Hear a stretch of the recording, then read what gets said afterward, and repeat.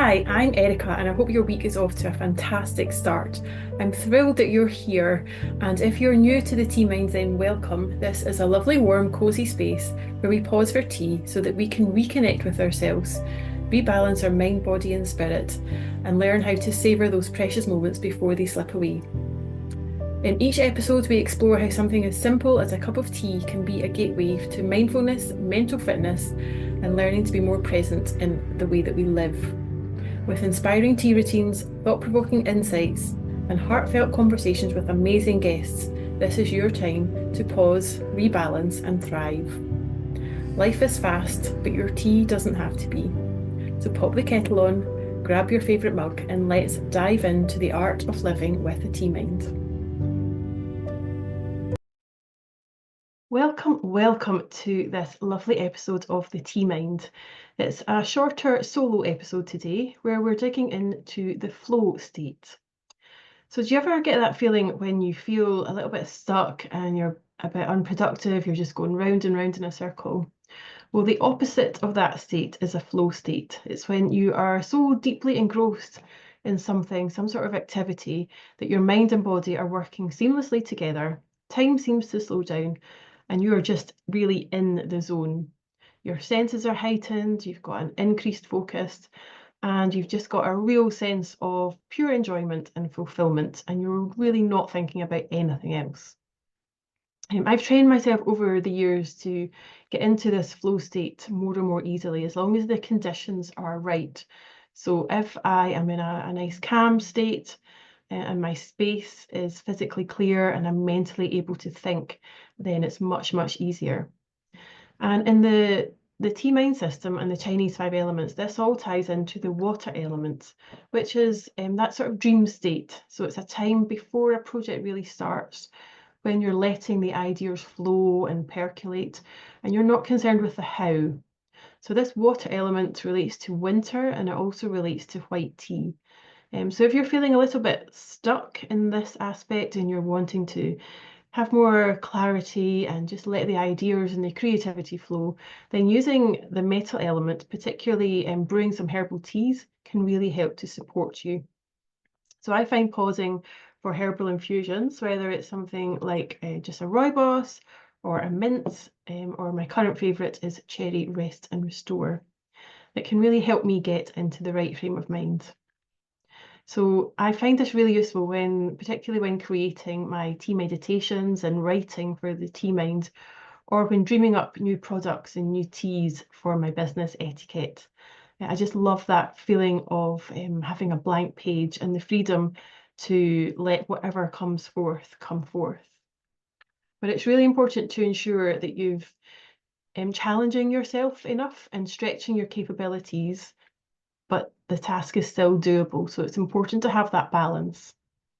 Another area where people can easily find flow is maybe it's a particular hobby like painting or cooking, whatever it is for you, or a sport. So I find whenever I have a go at surfing, I am completely focused on the task at hand. I have no other choice. I've got a clear goal, just simply stand up without being washing machined in the ocean. I'm really stretching my capabilities and I'm focused on the task at hand, focused on the process, not the end result. So it's really these 5 key steps to achieving flow that are important. First of all, ensuring that the challenge you've set yourself is stretching your capabilities, but still doable. Having really clear goals, avoiding interruptions, and focusing on the thing itself and the process rather than the end result. And then finally, don't force it. If you're not feeling it, just move, do something else. However, I would like to offer a word of caution. I've got so good at getting in the flow and being in that zone of creativity that I've realised I sometimes get caught in the place that no one wants to go, and that's the creativity cul-de-sac. I love just creating, tweaking, reimagining, and so much so I could very easily spend all day, every day dreaming rather than taking action and moving forward. And that's no real surprise to me because I'm made up predominantly of the water element. So I've got a huge part of that in my personality. So it's something I am now aware that I really need to watch for. So having boundaries are vitally important.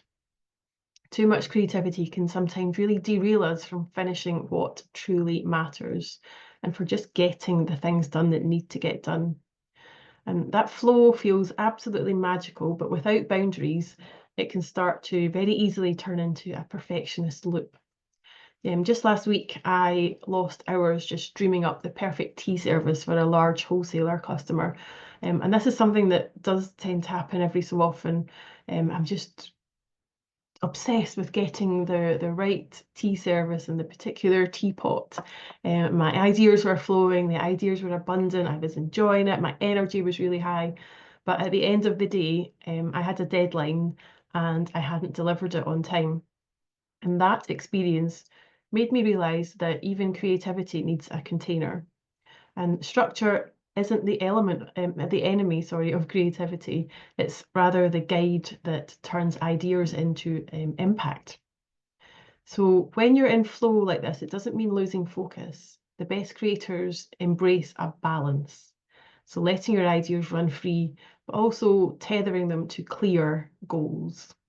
And it's when we balance this imagination with action, we turn inspiration into results and we avoid the overwhelm. So if you find yourself staring at your computer screen today and flipping back and forward to every distraction under the sun, I would encourage you to take a break and actually physically move. And when you're brewing your morning cup of tea this week, or whenever you're feeling a little bit stuck or overwhelmed, I invite you to just pause for tea so you become aware of what you're actually needing.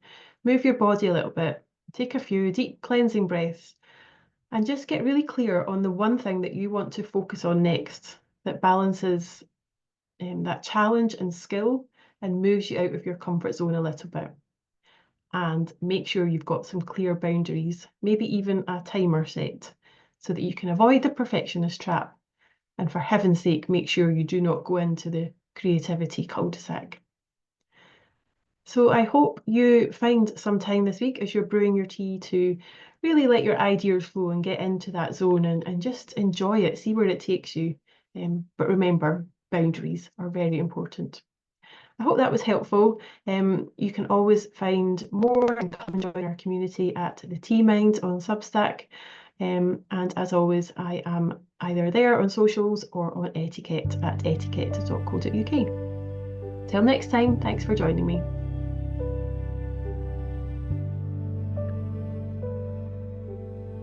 I really hope you enjoyed this episode, and I encourage you to consider one idea that you could take forward into your own life today.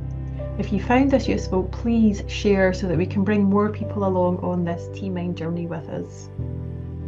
And just a little disclaimer to note that the content shared on the Tea Mind podcast and web pages are for informational and inspirational purposes only and are not intended to be a substitute for professional medical advice, diagnosis or treatment. Always seek the advice of your doctor or qualified healthcare professional with any questions that you may have regarding your health or a medical condition. Never disregard professional medical advice or delay seeking it because of something you've heard on this podcast.